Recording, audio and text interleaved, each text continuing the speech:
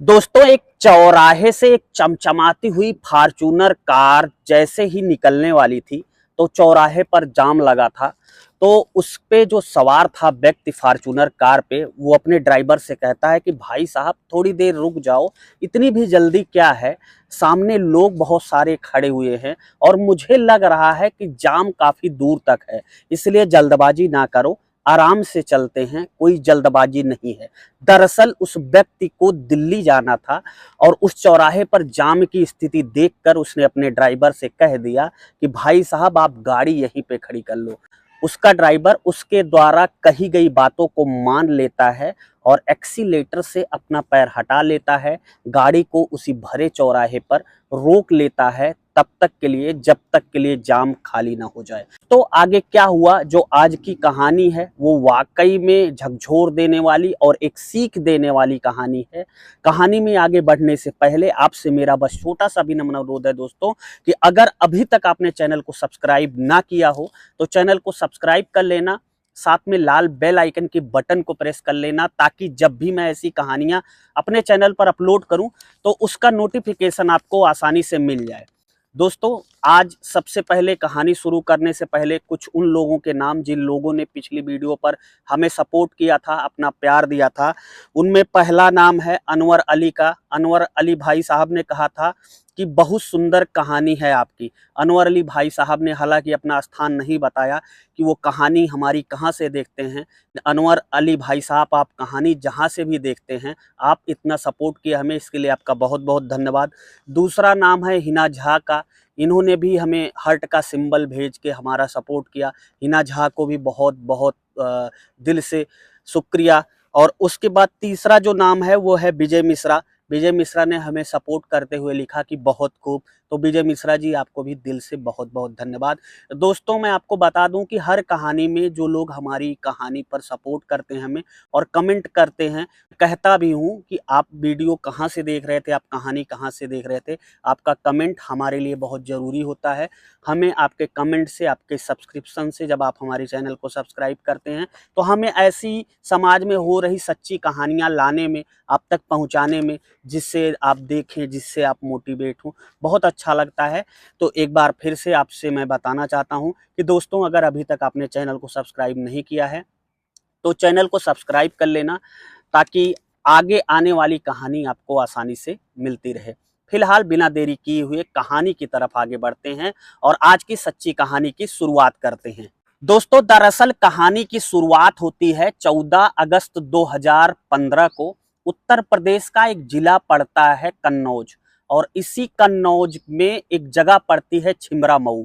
जो मैंने अभी शुरू में कहानी आपको सुनाई थी कि उस चौराहे पर जाम लगा था, छिबरा मऊ चौराहा था, यहीं पर ही जाम लगा हुआ था। उसमें बैठे सतेंद्र चौहान, जो कि फॉर्च्यूनर के मालिक थे, उन्होंने ही अपने ड्राइवर को कहा था कि आप जो है कार की स्पीड डाउन कर लो, क्योंकि आगे जाम लगा हुआ है, बहुत सारी भीड़ है, तो जल्दबाजी ना करो। दरअसल सतेंद्र चौहान जी को उस समय दिल्ली जाना था, वो किसी विशेष काम से दिल्ली जा रहे थे।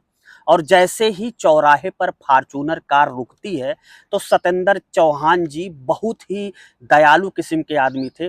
वो देखते हैं कि उनकी गाड़ी के आसपास, उनकी फॉर्च्यूनर के आसपास 3-4 महिलाएं आती हैं, जो गंदे कपड़े, बहुत ही गंदी तरीके से कपड़े पहने हुए हैं, बहुत ही मैला कपड़ा पहना हुआ है। उन्होंने देखने के बाद ऐसा लगता है कि ये लोग भीख मांगने वाले हैं। जैसे आपने देखा होगा, बहुत सारे चौराहों पर, बड़े सिटियों में चौराहों पर जब जाम लगता है, जब आपकी कार रुकती है या आपका साधन रुकता है, तो बहुत सारे लोग आ जाते हैं जो भीख मांगने के लिए आ जाते हैं। तो वैसे ही 3-4 महिलाएं सतेंद्र जैन के फॉर्च्यूनर के पास आ जाती हैं और शीशे पर लगातार वो अपने हाथ से टच करने लगती हैं। सतेंद्र जैन अपने ड्राइवर को इशारा करते हैं कि भाई दरवाज़ा खोल दो, ये लोग मजबूर आदमी हैं, मजलूम आदमी हैं, इनकी कुछ न कुछ सहायता कर दी जाए। सतेंद्र जैन का ड्राइवर जैसे ही फॉर्च्यूनर का शीशा नीचे करता है, वैसे ही सतेंद्र जैन अपने जेब में हाथ डालते हैं और जेब से पर्स निकालते हैं अपनी, और अपनी पर्स से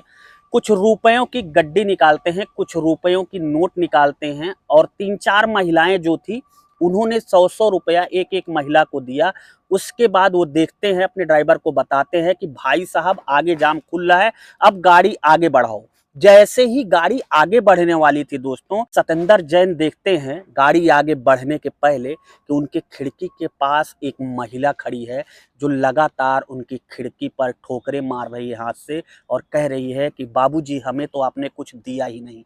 सतेंद्र जैन जब उसे शीशे के अंदर से देखते हैं तो उन्हें ऐसा लगता है कि जैसे वो इस महिला को जानते पहचानते हों। सतेंद्र जैन तुरंत अपनी कार का शीशा नीचे करते हैं और वो महिला सतेंद्र जैन के पास चलकर आती है और अपना सर उस कार के अंदर डाल के सतेंद्र जैन से कहती है कि बाबूजी आपने तो मुझे कुछ दिया ही नहीं। जैसे ही सतेंद्र जैन उस महिला को देखते हैं कहते हैं अरे तुम यहाँ क्या कर रही हो। वो कहती है कि आप सतेंद्र हैं। तो वो कहते हैं कि हाँ मैं सतेंद्र हूं, लेकिन तुम यहाँ पर कर क्या रही हो। दरअसल ये कोई महिला और नहीं बल्कि सतेंद्र जैन की तलाकशुदा पत्नी थी। दोनों का तलाक करीब 3 वर्ष पहले हो चुका था। दोनों एक दूसरे को देखते हैं। सतेंद्र जैन जब उससे पूछते हैं अपनी पत्नी से जिससे तलाक हो चुका था, जिसका नाम रूबी था, रूबी से कि रूबी तुम तो एक अच्छे खासे घराने की बिटिया थी और मैंने जब तलाक का कोर्ट में केस हुआ था तो तुमने मेरे नाम 40 लाख का जुर्माना लगाया था। वो 40 लाख का जुर्माना तुम्हारा क्या हो गया? तुम ऐसी स्थिति पे क्यों आ गई कि आज तुम दर बदर की ठोकरें खा रही हो और एक रोड पर भीख मांग रही हो। जब वो सब कुछ सुनती है तो कहती है कि मैं आपको सब कुछ बताऊंगी, मुझे थोड़ा सा टाइम दीजिए। सतेंद्र जैन अब रूबी से कहते हैं कि ऐसा है कि तुम मेरी कार में सवार हो जाओ, तुम मेरी पिछली वाली सीट पर बैठ जाओ। और सतेंद्र जैन अपने ड्राइवर से कहते हैं कि भाई साहब पीछे वाला दरवाज़ा खोल दो। तुरंत ही ड्राइवर उनका दरवाज़ा खोल देता है और अगले क्षण ही रूबी कार में सवार हो जाती है। जैसे ही वो कार में सवार होती है, वहाँ के कुछ लोग जो दुकानदार थे उन्हें लगता है कि कोई बड़ा आदमी एक महिला को एक गरीब महिला समझकर, एक भिखारी समझकर कहीं गलत काम के लिए किडनैप वगैरह तो नहीं कर रहा है। वहाँ लोगों की भीड़ लग जाती है, पूरी बाजार इकट्ठा हो जाती है जानने के लिए कि आखिर एक फॉर्च्यूनर वाला बड़ा अमीर आदमी एक गरीब भिखारी को क्यों लेकर जा रहा है, आखिर उसने अपनी गाड़ी में क्यों बैठाया था। दरअसल जब वो महिला गाड़ी में सवार हो रही थी तो उसके साथ 3-4 जो भीख मांगने वाली और औरतें थी, उनको शक हो गया था। उनको ये सारी कहानी नहीं पता थी कि आखिर ये महिला फॉर्च्यूनर कार में क्यों बैठ रही है और फॉर्च्यूनर कार में बैठे व्यक्ति से इस महिला का क्या संबंध है। उन महिलाओं ने आपस में जब तेजी तेजी से बातें करनी शुरू की थी तो वो बातें धीरे धीरे 1 मिनट के अंदर पूरे बाजार में गूंज गई थी और पूरे बाजार वाले इकट्ठा हो गए थे। जैसे ही पूरे बाजार वाले इकट्ठा होते हैं, उस महिला से पूछते हैं तो वो महिला कहती है कि दरअसल ये मेरे तलाकशुदा पति सतेंद्र जैन हैं और मुझे ये जबरदस्ती नहीं ले जा रहे हैं, बल्कि मैं इनके साथ खुद जाने के लिए तैयार हूँ। सतेंद्र जैन रूबी को अपने साथ लेकर जाते हैं, एक होटल पर बैठाते हैं। वहां वो अपने ड्राइवर को कुछ पैसे देते हैं और कहते हैं कि जाओ मार्केट से, बाजार से इसके लिए एक अच्छी साड़ी खरीद कर लाओ, इसके लिए चप्पल खरीद कर लाओ, इसके लिए अच्छे कपड़े खरीद कर लाओ। ड्राइवर तुरंत ही अपनी मालिक की बात मानकर बगल के ही एक मार्केट से कपड़े लेकर आता है। तब तक वो होटल पर बैठे बैठे सतेंद्र जैन कहते हैं अपनी तलाकशुदा पत्नी रूबी से कि रूबी तुम होटल के अंदर जाके महिला स्नान घर में स्नान करके आओ। अब रूबी स्नान करके आती है और सतेंद्र जैन उसे नया कपड़ा पहनाते हैं। वो नया कपड़ा पहनने के बाद भी ऐसी लग रही थी जैसे वो नई नवेली दुल्हन हो। सतेंद्र जैन जब उसको देखते हैं तो वो देखते ही रहते हैं। वो सोचते हैं कि इसकी परिस्थिति भले ही बदल गई, लेकिन इसका चाल चलन, इसका चेहरा मोहरा कुछ नहीं बदला। ये सिर्फ हालात की मारी है, सिर्फ मजबूरियों की मारी है। सतेंद्र जैन उससे कहते हैं कि ऐसा है, मैं किसी जरूरी काम से दिल्ली जा रहा हूँ, अगर मुझे तुम थोड़ा सा टाइम दे दो तो मैं कल आऊँगा। तुम अपना पता लिखा दो मुझे कि तुम रहती कहाँ हो इस समय, तो मैं वहाँ पर दिल्ली वापस लौटने के बाद आऊँगा और तुमसे मुलाकात करूँगा। वो कहती है ठीक है। वो अपने कमरे पर चली जाती है और सतेंद्र जैन अपने ड्राइवर और फॉर्च्यूनर कार से दिल्ली चले जाते हैं। लेकिन न दिल्ली में सतेंद्र जैन की रात कट रही थी और न उधर रूबी, जो कि चौराहे पर भीख मांगती थी, उसकी रातें कट रही थी। दोनों ने ऊहापोह की स्थिति में करवटें बदल बदल कर पूरी रात काटी। अगले दिन सतेंद्र जैन दिल्ली से लौटते हैं और रूबी द्वारा बताए गए पते पे पहुंचते हैं, तो पता चलता है कि रूबी वहां पर है ही नहीं, फिर अपने काम धंधे पर भीख मांगने के लिए जा चुकी है। वो फिर उसी चौराहे पर आते हैं जहां पे रूबी उन्हें पिछले दिन मिली थी। रूबी को फिर से अपनी गाड़ी पर बैठाते हैं और गाड़ी पर बैठाने के बाद रूबी से कहते हैं कि तुम कहाँ रहती हो। रूबी उन्हें वहां लेकर जाती है जहां पर वो एक किराए के गंदे छोटे से कमरे में रहती थी। जब वो उस कमरे में अंदर जाते हैं तो देखते हैं कि एक बेड लगा हुआ है और बेड के ऊपर सतेंद्र जैन की और रूबी की एक फोटो टंगी हुई है। जैसे ही वो फोटो सतेंद्र जैन की नजरों में आती है, यानी कि सतेंद्र जैन की निगाह जैसे ही उस फोटो पर पड़ती है, वो रूबी से पूछते हैं, रूबी हमारा तुम्हारा तो तलाक 2-3 साल पहले हो चुका था, हमारा तुम्हारा एकदम अलग अलग रास्ते हो गए थे, सब कुछ बंटवारा हो चुका था, सब कुछ कोर्ट में तय हो चुका था, का मेरे ऊपर हर्जाना लगाया था, वो 40 लाख रुपए भी दे दिए, तो ये आखिर तस्वीर क्यों लगा रखी है। रूबी कहती है, रुआसी होती हुई, रुंधी होती हुई रोने लगती है और कहती है कि दरअसल मैंने आपको तलाक भले ही दे दिया था, लेकिन उस तलाक के पीछे मेरी रजा नहीं थी, मेरी रजामंदी नहीं थी। मैं दरअसल आपको कभी तलाक देना ही नहीं चाहती थी। मैं आज भी आपको उतना ही प्यार करती हूँ जितना मैं शादी के बाद आपसे करती थी, यानी कि तलाक के पहले आपसे करती थी। सतेंद्र जैन कहते हैं कि फिर तुमने तलाक मुझे क्यों दे दिया। तब वो पूरी कहानी बताती है। वो बताती है कि दरअसल रूबी के एक जीजा होते हैं, रूबी के माता पिता होते हैं और रूबी का एक भाई होता है। सतेंद्र जैन एक बड़े बिजनेसमैन थे, उनके पास बहुत सारी अकूत संपत्ति थी और सतेंद्र जैन अपने माँ बाप के अकेले थे। तो सतेंद्र जैन की जब शादी हुई थी तो रूबी के घर वालों ने, रूबी के जीजा ने, वो लोग रिश्ता सतेंद्र जैन के यहाँ जब देखने जाते हैं तो देखते हैं कि इनके यहाँ सब कुछ भरा पूरा है, ये तो बहुत बड़े रईस हैं, इनके पास बहुत सारी धन दौलत है। वो लोग सोचते हैं कि हमें चाहे जो करना पड़े लेकिन लड़का इकलौता है, हम शादी इसी के यहाँ करेंगे। और लास्ट में होता भी वही है, वो शादी सतेंद्र जैन से ही करते हैं। और जब शादी हो जाती है तो चूंकि जो जीजा था रूबी का, वो बहुत ही लालची टाइप का आदमी था और वो जो कहता था वही सतेंद्र जैन की ससुराल में मान्य होता था, यानी रूबी के माता पिता और भाई मानते थे। जब रूबी दुल्हन बनकर सतेंद्र जैन के घर जा चुकी थी तो जैसे तैसे 1-2 साल रिश्ता चलता है।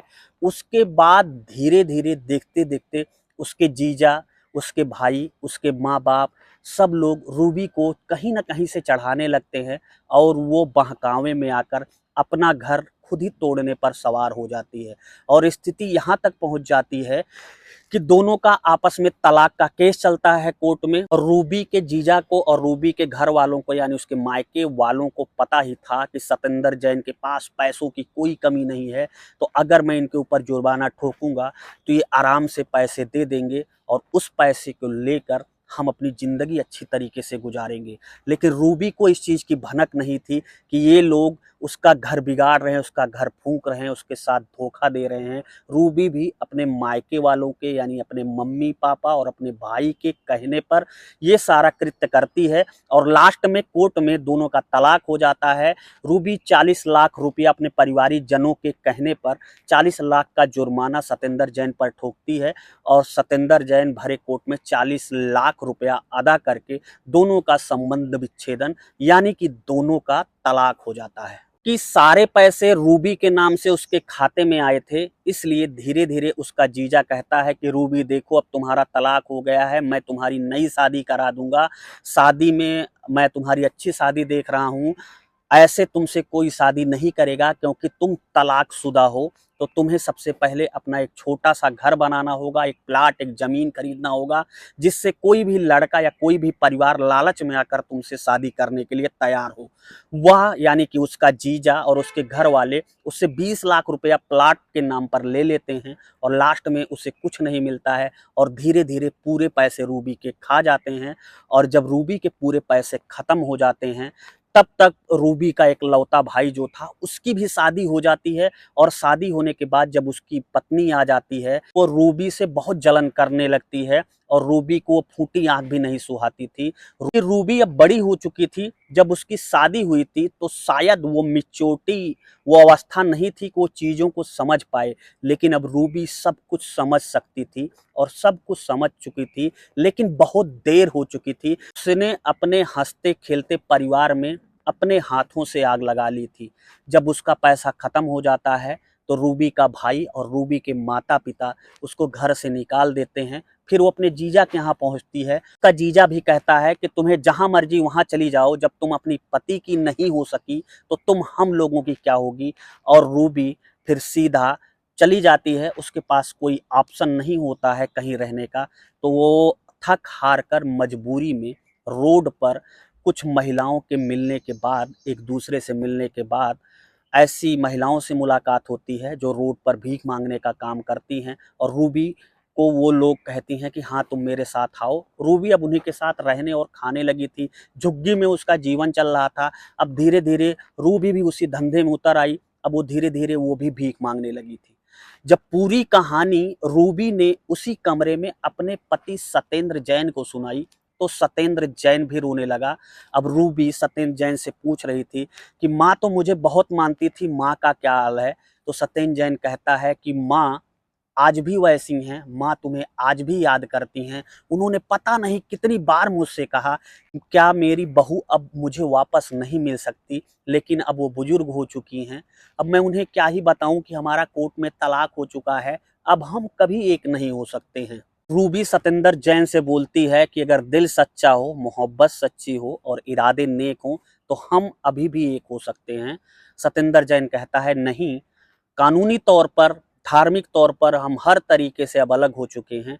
इतना कह के वो कुछ पैसे निकालता है और कहता है कि ये पैसे रखो, हर महीने का जो तुम्हारा खर्चा होगा उससे ले लिया करो, लेकिन मैं तुम्हें अपने साथ नहीं रख सकता हूँ। वो पैसे देता है रूबी को और अपनी गाड़ी पर जैसे ही सवार होता है, रूबी उसके पाँव पकड़कर रोने लगती है और सत्येंद्र जैन का भी दिल पिघल जाता है। वो कहती है कि एक बार मुझे मेरी सासू माँ से बात करा दो। सत्येंद्र जैन अपनी जेब से अपनी मोबाइल निकालता है और तुरंत अपनी माँ को कॉल करता है और कहता है कि माँ रूबी मिल गई, रूबी से बात करना है। जैसे ही उसकी माँ ये बात सुनती है, यानी कि उसकी बहू रूबी आज कितने दिनों बाद उसके बेटे को मिली है, वो तुरंत अपने बेटे से तपाक से कहती है कि बेटा बात कराओ। तुरंत ही सत्येंद्र अपने फोन को अपनी तलाकशुदा पत्नी रूबी को पकड़ाता है। अब सासू और बहू दोनों एक दूसरे से काफी बात करते हैं और सत्येंद्र की माँ सत्येंद्र से कहती है कि ऐसा करो कि तुम बहू को सीधा घर वापस लेकर आओ।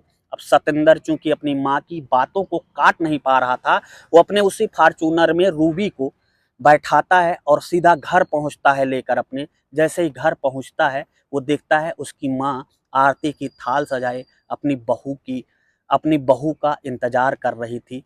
वो अपनी बहू की आरती करती हैं, दोनों एक दूसरे से गले मिलते हैं, सास और बहू, और खूब रोते हैं। रोने के बाद सत्येंद्र कहता है कि माँ ये वही रूबी है जिसने कोर्ट में मुझे 40 लाख का जुर्माना दिया था और मैंने 40 लाख भरे थे, क्या इस महिला को दोबारा अपने घर में रखना चाहिए। तो उसकी माँ उससे कहती है कि बेटा अगर सुबह का भूला शाम को घर वापस आ जाए तो उसे भूला नहीं कहते हैं, ये भी एक इंसान है और गलतियां हमेशा इंसानों से ही होती हैं। अगर इससे कोई गलती हो गई है तो इसको क्षमा कर दो, इसे माफ कर दो। सत्येंद्र जैन अब अपनी तलाकशुदा पत्नी रूबी को माफ कर देता है और दोनों एक साथ प्यार से रहने लगते हैं। दोस्तों फिलहाल ये छोटी सी सच्ची कहानी आपको कैसी लगी और आप ये कहानी किस प्रदेश के किस जिले से देख रहे थे, हमें अपने दिल की राय कमेंट बॉक्स में जरूर बताएं।